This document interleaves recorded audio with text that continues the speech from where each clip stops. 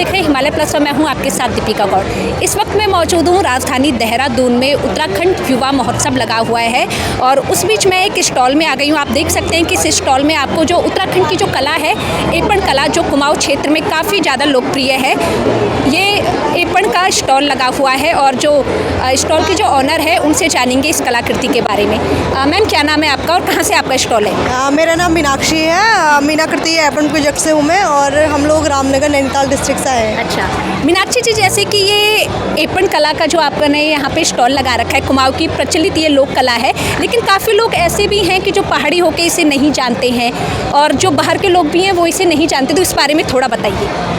हाँ, जैसे यहाँ पे अगर हम बात करें तो एपण हमारी उत्तराखंड की एक लोक कला है, जैसा कि सभी लोग जानते हैं। तो बचपन से हम लोग देखते हुए आ रहे कि हमारे यहाँ पे कोई भी रिचुअल होता है, कोई भी फेस्टिवल है, तो हमारे यहाँ पे जो शुरुआत की जाती है, जैसे हम देवी देवताओं का आह्वान करते हैं तो एपणों से ही करते हैं। जिस तरीके से पूजा के अलग अलग प्रकार है, जैसे जागरिया लगती है, घटेलियाँ लगती है, इसी तरीके से अगर हम कला की बात करते हैं तो कला के रूप में जो पूजा करने का एकमात्र जो साधन होता है वो होता है एपण।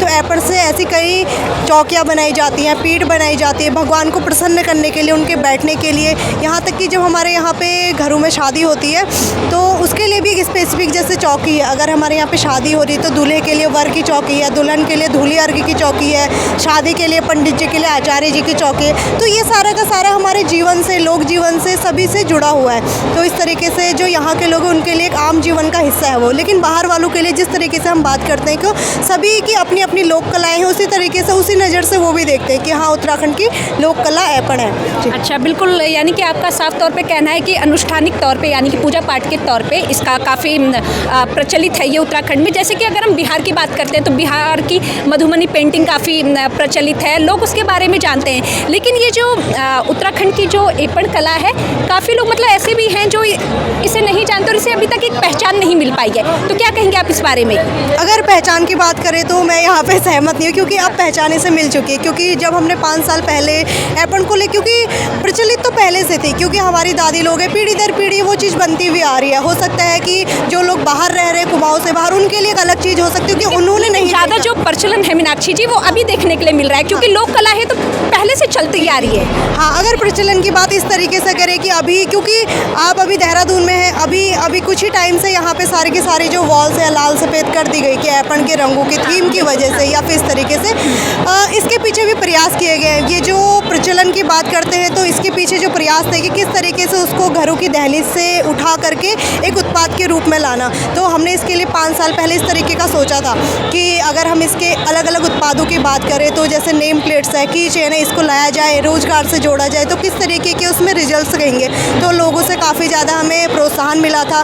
पिछले साल जब यहाँ पे हमारी जो राष्ट्रपति जी हैं द्रौपदी मुर्मू जी, वो जब यहाँ पर आई थी तो हमें बुलाया गया था कि हम एपण के बारे में उन्हें बताएं और किस तरीके से यहाँ पे उत्तराखंड में हम एपण को देख रहे हैं या किस तरीके से महिलाओं को जोड़ पा रहे हैं। तो ये सारी चीज़ें थे, तो ये सारे प्रचलन का ही है कि जब एक राष्ट्रीय स्तर पर उसे पहचान मिल रही है तो लोग जान पा रहे हैं। जीआई टैग एपण को मिल चुका है तो लोग उस अपने आप ही उस तरीके से उसको भौगोलिक पहचान मिल चुकी है। उसके साथ साथ ही अगर हम अंतर्राष्ट्रीय स्तर की बात करें तो इसी वर्ष जो हमारे यहाँ के अभिनेता अभिलाष थपलियाल हैं तो उनके द्वारा फ्रांस में कैंस फिल्म फेस्टिवल में एपण को पहना गया था, तो हमारे द्वारा वो डिज़ाइन किया गया था। तो इस तरीके से छोटी छोटी मुहिमें हैं जिनके द्वारा आज जो लोक कला एपण है प्रचलन में भी आ गई है, लोग उसे एक व्यवसाय की तरह भी अपना रहे हैं और उसका एक करें तो प्रचार प्रसार भी बहुत अच्छे से हो रहा है। अच्छा, चलिए मीनाक्षी जी, आपसे जानेंगे कि जो एपण कला के प्रति जो आपका रुझान हुआ, ये आप किस तरीके से इससे जुड़ी और जो एपण के जो ये हम देख रहे हैं तमाम तरीके के जो ये प्रोडक्ट्स वगैरह बनाए गए हैं, जो आपकी कलाकृति है वो उसमें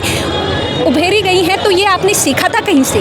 जी हाँ, मेरा इसके पीछे रिसर्च वर्क रहा था जो मैंने हमारे वहीं जो पद्मश्री यशोदा गढ़पाल जी हैं, स्वर्गीय विशंबरनाथ सखा जी हैं, उनके द्वारा जो रिसर्च उनका किया गया था, उन्हीं के उसमें मैंने सीखा भी कि किस तरीके से उसकी डिटेल्स को लेकर के कि किस तरीके से बनाया जाता है, उसको बनाने के पीछे रीज़न क्या है। तो ये सारी तो मेरी थ्योरिकल होती कि किस तरीके से मैंने सीखा।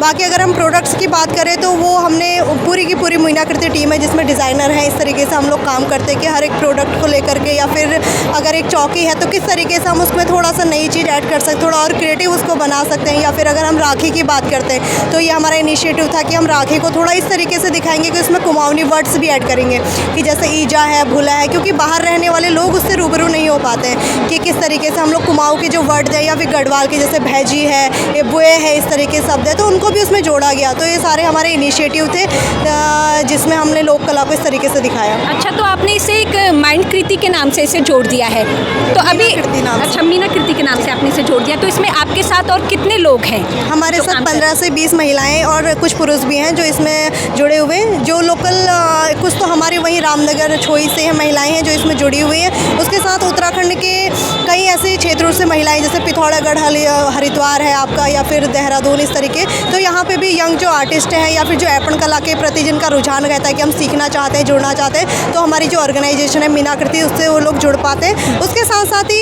एक चीज़ ये भी है कि हम लोग जो यूथ है उसको इंस्पायर करने का भी काम कर रहे हैं। जैसे हमने पिछले 4 साल से हम लोग लगातार aipan selfie with aipan competition कराते हैं। उसमें रहता है कि लोग इंस्पायर होते हैं कि हाँ हमें भी इस तरीके का काम करना है, या फिर इस तरीके से हमें भी अपने व्यवसाय की ओर ऐपन को लेकर के शुरू करना है। तो ये सारी चीज़ें जो हम लोग करते हैं, आपके द्वारा भी लोगों को ये सिखाया जा रहा है। तो मीनाक्षी जी, जैसे आपने यहाँ पे ये स्टॉल लगाया है, तो जैसे तमाम कस्टमर आ रहे होंगे, तो किस तरीके का रुझान दिखाई दे रहा है? हाँ, बहुत अच्छा लग रहा है। यहाँ पे तो मेनली है कि हम लोग ऑनलाइन ही डील करते हैं सभी चीज़ों में। तो यहाँ पे देहरादून में आना हमारे लिए बहुत बड़ा एक्सपोजर ये भी था कि हमारे जितने भी क्लाइंट्स थे या फिर जो लोग हमें ऑनलाइन देख पाते थे, वो लोग यहाँ पे आकर के मिल पा रहे कि हाँ यही सारी चीज़ें थी जो हम ऑनलाइन में देखते, आज हमें सीधे सीधे सामने से देखने को मिल पा रहा है। या फिर ऐपन के बारे में किसी कोई जानकारी चाहिए तो मिल पा रहे हैं। और सबसे अच्छा यहाँ पे ये लग रहा है कि यहाँ पे एक देहरादून जो है हब है स्टडी का। तो यहाँ पे जितने भी बच्चे वो आकर के मिल रहे हैं कि हमने आपके बारे में किताबों में पढ़ा था, या आपके जो प्रोजेक्ट के बारे में हमें क्वेश्चन आया था PCS में इसमें, तो आज हम इसके बारे में डायरेक्टली इसको देख पा रहे हैं या फिर क्वेश्चन कर पा रहे हैं कि हाँ ऐसा भी होता है, या फिर क्या पता नेक्स्ट क्वेश्चन हमसे इससे है। तो इन सारी चीज़ों को लेकर के बहुत अच्छा लग रहा है कि हाँ लोग सीधे सीधे यहाँ पे मिल पा रहे हैं। तो हम यही कोशिश करते हैं कि जितने भी एग्जीबिशंस वगैरह है उसमें हम लोग पार्टिसिपेट कर पाएँ। मीनाक्षी जी, जैसे आपसे जानना चाहूँगी कि जैसे आपने यहाँ पे स्टॉल तो लगाया और आपने कहा कि कस्टमर का एक अच्छा रुझान भी आपको दिखाई दे रहा है, लेकिन अगर विशेषकर अगर बात की जाए तो किस वर्ग के जो लोग हैं, यानी कि युवा की बात करूँ मैं या फिर वरिष्ठजनों की बात करूँ, तो किन लोगों में ज़्यादा क्रेज़ दिखाई दे रहा है इस कलाकृति को लेकर? सभी का बराबर है, क्योंकि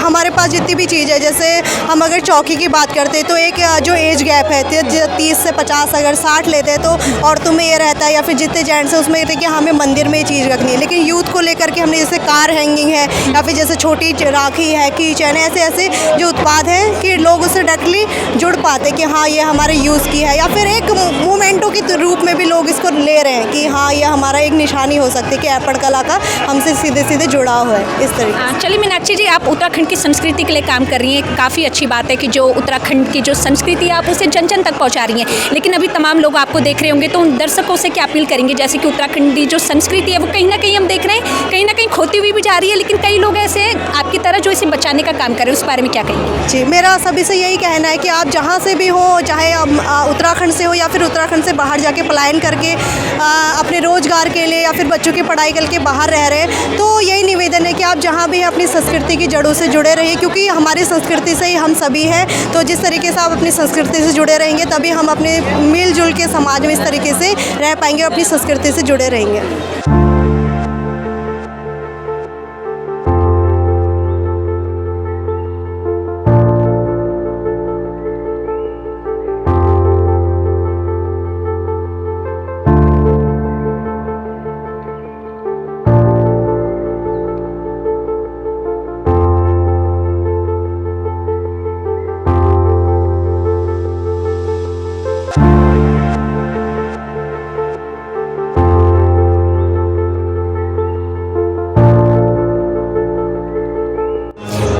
देखा कि उत्तराखंड के ऐपण गर्ल मीनाक्षी खाती का क्या था कहना, अपनी संस्कृति को लेकर वो कार्य कर रही हैं। और साथ ही इस वीडियो के माध्यम से मैं आप सभी से अपील करना चाहती हूँ कि उत्तराखंड की जो आपकी संस्कृति है, चाहे आप उत्तराखंड से या बाहर के, तो अपनी संस्कृति को आप लोग बचाए रखें और अपनी संस्कृति को आप जन जन तक पहुँचाएँ। और इसी तरह की तमाम रोचक वीडियो के लिए हमारे साथ हिमालय प्लस पे बने रहिए। देहरादून से मैं दीपिका गौड़ अपने सहयोगी हर्षित के साथ।